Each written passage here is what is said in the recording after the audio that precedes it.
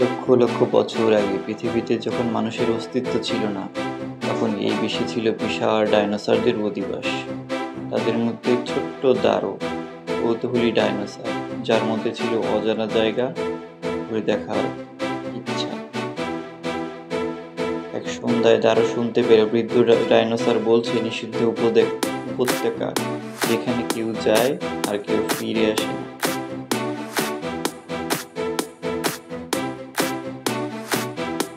ভোরবেলায় যখন সবাই ঘুমাচ্ছিল, দারু চুপচাপ বেরিয়ে পড়ল।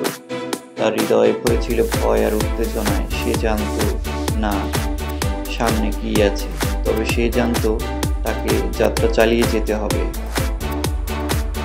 দারু ঝড়ের ভেতর গেল, গর্জনরত নদী পেরোলো, আর অন্ধকার লুকিয়ে রইল ভয়ঙ্কর শিকারীদের চোখে।